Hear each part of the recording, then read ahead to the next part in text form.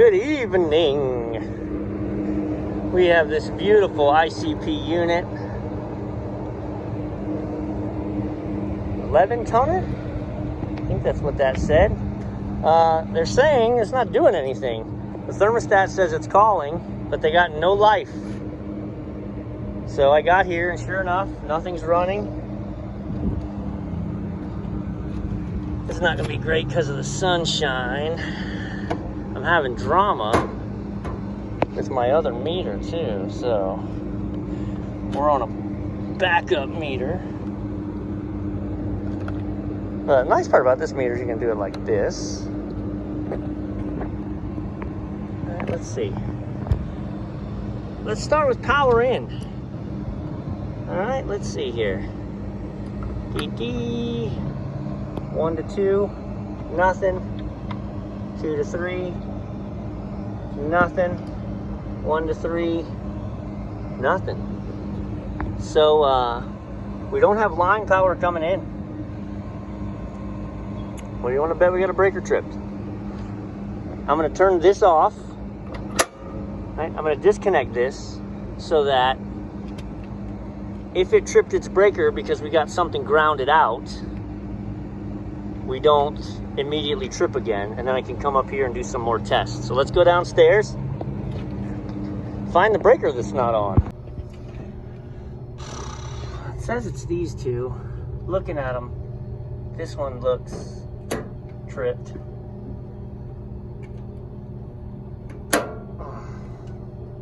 That's better. All right, let's go see. Let's play. 213. Bad connection. 213 and 1 and 3. I am struggling with this meter. All right, so now we've got power coming in. All right, try to put this in a place we can see it. So I've got it set for continuity. It's really hard to see. So when I touch my probes to themselves, then I get the resistance, right? So continuity, I break it. So what I want to do is I'm on the ground. Before I fire this thing up, I want to test that from every leg to ground, I do not have continuity. If a motor or my compressor were shorted to ground, it would have tripped that breaker downstairs. It would also be showing here. So I have no direct shorts to ground. So I can safely turn this unit on. It may trip on an overamping situation, but I should be able to power it on and then see. These are made to not want to. There we go. Okay. Ooh, immediate buzzing.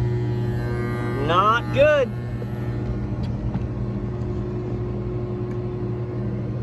Two 11. 103. Yep. One of these fuses is blown.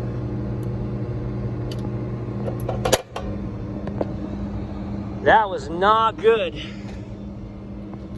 Okay, so let's go back to continuity.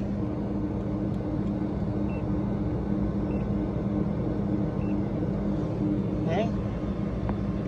This fuse, top to bottom. Good. This fuse, top to bottom.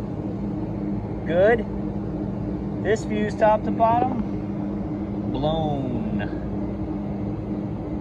So,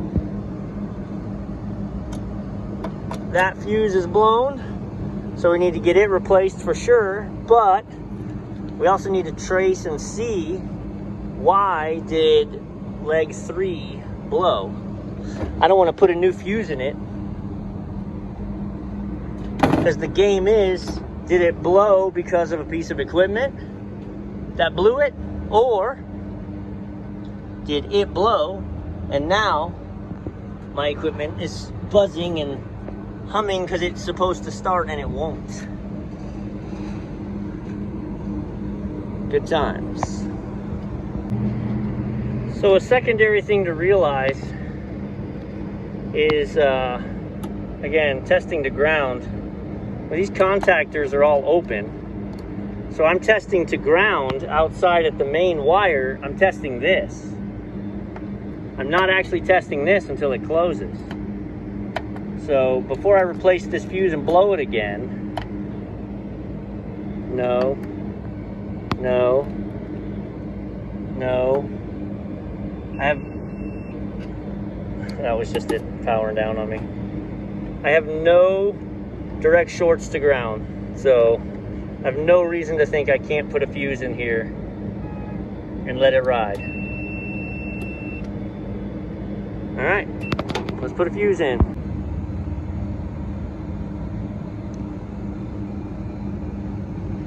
Let's see.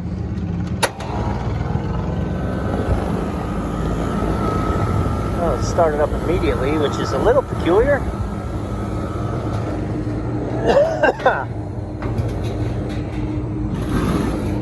Some units are weird like that. Let's try and block off some of this so she doesn't shut off on high head pressure. I'm going to open up the blower assembly and make sure she's okay in there, but obviously the cooling circuit works. We had bad storms roll through this area the last couple nights. A lot of lightning. Could have taken out a fuse and the unit single-phased for a little while. So it's always good. You can just fire up a fuse and make sure everything's all right. I'm gonna check that motor just to see. All right, so yeah, blower assembly's fine. She's a wreck. The belt could use to be tightened up and replaced based on the shavings. The blower wheel is pretty in need of cleaning. None of that stuff is a tonight problem. We got their kitchen AC up and running. It'd be actually ideal to come back in a few days, make sure it was just a fuse related to something environmental and not a bigger problem. So I'm gonna button this one up.